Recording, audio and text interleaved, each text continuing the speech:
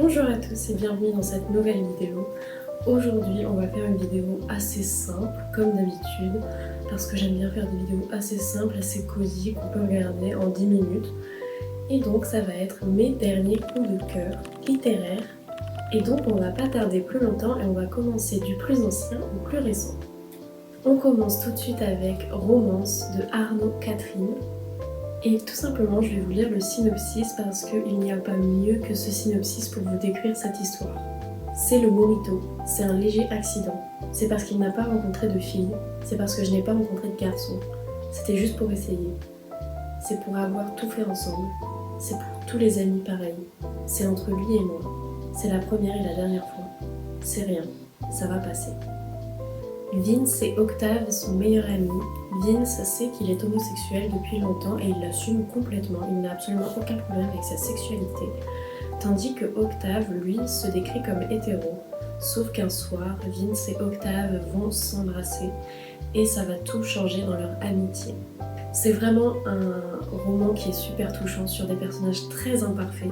Que ce soit Octave, que parfois on va trouver détestable, ou que ce soit Vince, que parfois on va trouver très étrange. Je trouve que leur amour et l'amitié qu'ils partagent en même temps est très imparfaite mais en même temps très réelle. Et c'est vraiment ça que j'ai trouvé très beau et très touchant dans ce livre et dans cette romance. Étonnamment, je vais la conseiller à toutes les personnes qui ont vécu un amour non réciproque ou une histoire d'amour qui s'est mal terminée parce que tout le monde va se reconnaître là-dedans si vous avez vécu ça. Et c'est vraiment un roman qui est plein de dureté, mais en même temps c'est écrit avec tellement de poésie et tellement de douceur qu'on ne peut pas s'arrêter de tourner les pages. Je vous en dis pas plus et on va passer au prochain roman qui n'a rien à voir, Belladonna de Adalyn Grace. Donc c'est de la fantaisie. Signa a toujours su qu'elle était différente. Elle a traversé la mort à plusieurs reprises et pourtant elle a survécu. Elle est sûre d'avoir rencontré l'ange de la mort et elle est bien décidée à lui toucher deux mots. Et elle décide de prendre de la belladone, donc je mettrai une image ici. En fait c'est des baies empoisonnées, si on en prend un trop grand nombre, on décède. Pas cool. Et donc elle décide de rencontrer l'ange de la mort en mangeant de la belladone. Et en fait elle se rend compte que tout ce qu'elle a vécu jusqu'ici, la manière dont elle est morte plusieurs fois mais a survécu, les étranges morts et disparitions autour d'elle tout au long de sa vie, la mort de ses parents, que tout ça n'est pas un mystère et qu'en fait il y a une raison derrière tout ça.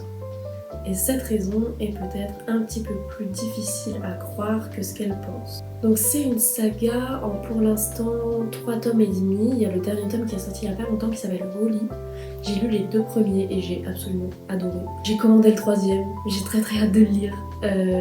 Ça a été mon premier roman de fantasy que j'ai lu et j'ai vraiment beaucoup aimé. J'adore la relation qu'ont l'ange de la mort et Signa.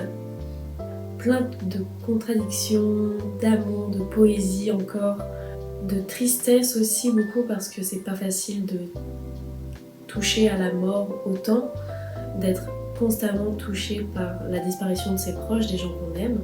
Mais c'est aussi une histoire qui est remplie de mystères parce que Signa et l'ange de la mort vont essayer de résoudre un crime ensemble, le crime de sa tante, Madame Hawthorne. Cette fantaisie elle est vraiment macabre, elle est parfaite à lire au moment d'Halloween, vraiment je l'ai lu en automne et c'est vraiment parfait. Mais c'est parfait aussi à lire en hiver quand on est sous la couette, qu'il fait nuit tôt, que c'est très sombre, que c'est presque un peu glauque. Et vraiment, cette fantaisie c'est un énorme coup de cœur.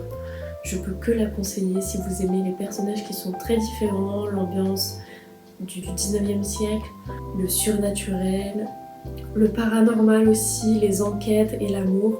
Franchement, vous aimerez forcément cette romantaisie. Encore une fois, on part sur un tout autre registre avec Nullipare et alors de Chloé Delhomme.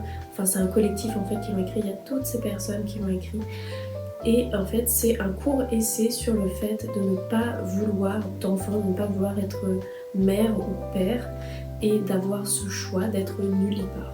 Je peux pas vraiment développer plus parce que c'est assez court et j'ai pas envie de vous spoiler, mais en fait c'est à la fois soit de la poésie, soit des textes humoristiques, soit des textes qui vont dénoncer, soit des témoignages sur la vie de personnes qui ont décidé de ne pas vouloir d'enfants.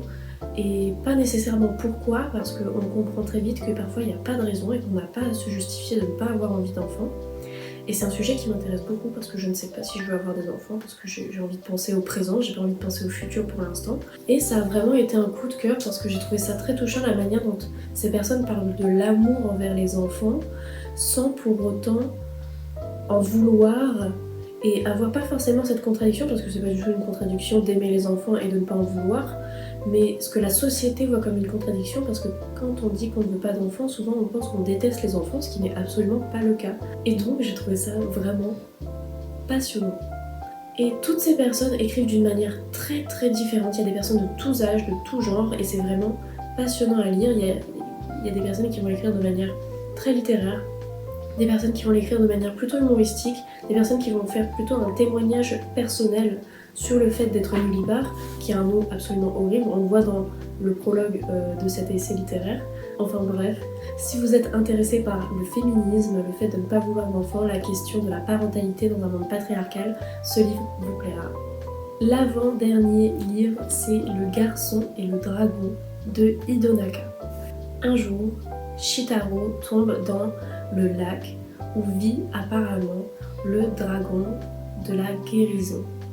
Il ne se souvient plus de sa vie d'avant tomber dans ce lac et décide de nommer ce dragon Yamabuki pour sa couleur jaune orangé. Sauf que la légende dit que la personne qui tombera dans ce lac deviendra la fiancée du dragon et devra lui faire découvrir l'amour avec un grand A.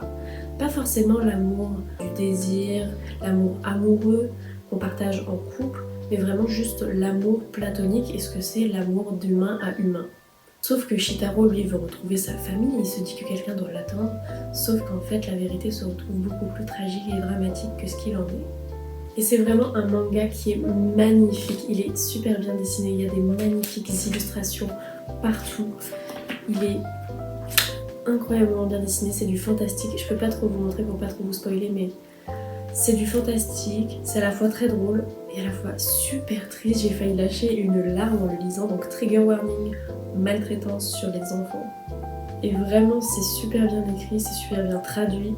Mon cœur s'est serré à plusieurs reprises lorsqu'on apprend le passé de Shitaro et lorsque on fait face à la solitude de Yamabuki et de Shitaro ensemble qui vont découvrir tous les deux ce qu'est l'amour. La solitude des deux personnages nous touche en plein cœur et vraiment nous transperce. C'est vraiment un manga qui est à la fois bouleversant et rempli d'espoir et je ne peux que vous le conseiller. Et c'est un one shot parce que je suis pas très fan des mangas qui sont très très longs, qui font plus de 10 tomes. Mais celui-ci est un one shot, il est assez gros mais il se lit très très bien, très rapidement. Et vraiment je vous le conseille. Même si vous n'aimez pas les mangas, je vous promets que essayez, vous trouverez forcément une petite perle. Et celle-ci est peut-être la perle qui vous fera changer d'avis. Et on termine avec L'effet boule de neige de Clara Hérault. C'est vraiment le roman que je voulais lire pour cet hiver, pour Noël. Je voulais une romance de Noël. Et je l'ai lu, j'ai eu ma petite romance de Noël, j'ai mis plein de post-it tellement j'ai aimé. C'est la version collector parce que dans la librairie où je travaille on n'avait plus la version non collector. Et je ne m'en plains pas, elle est magnifique. Roxy est amoureuse de Charles depuis toute petite, depuis que les deux sont meilleurs amis. Et celui-ci revient des États-Unis après 4 mois d'absence.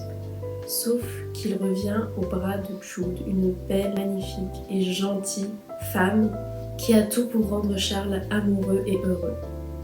Sauf qu'elle décide de faire un plan grâce à sa meilleure amie qui lui conseille de faire du fake dating. Pour ceux qui ne savent pas ce que c'est, parce que j'ai appris que c'était un terme que pas tout le monde comprenait, le fake dating c'est faire semblant de sortir avec quelqu'un dans le but de rendre jaloux quelqu'un d'autre. Ça n'arrive que dans les romans, et dans les films, ça n'arrive pas dans la vraie vie, je vous rassure. Justement, c'est tout le plot de ce livre. Elle décide de convaincre le frère de Charles de fake dater dans le but de rendre Charles jaloux et ça profite à tous les deux. Sauf qu'en fait, Roxy va très vite se rendre compte que Alex, le frère de Charles, n'est pas celui qu'elle pensait être, c'est-à-dire le ténébreux, je m'en foutiste, froid et distant avec tout le monde, mais qu'en fait il est un être bien plus chaleureux et intéressant qu'elle pensait.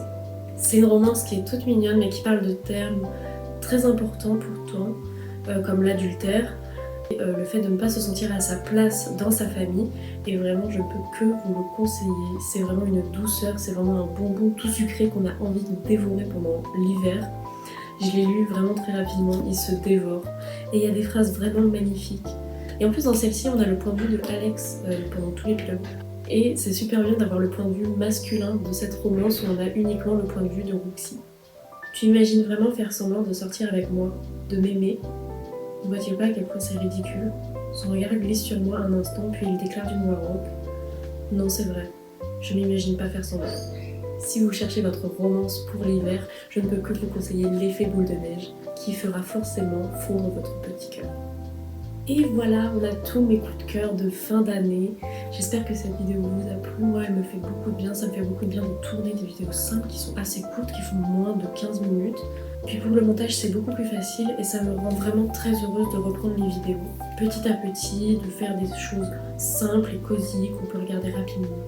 Donc si jamais ça vous a plu, je vous invite à la liker, à laisser un commentaire sur un type de vidéo que vous aimeriez voir dans le futur. Je vous mets mon Instagram ici où je suis très active et mon Spotify où j'ai mon podcast J'apprends à surfer. Et moi je vous dis à une prochaine fois. Bye!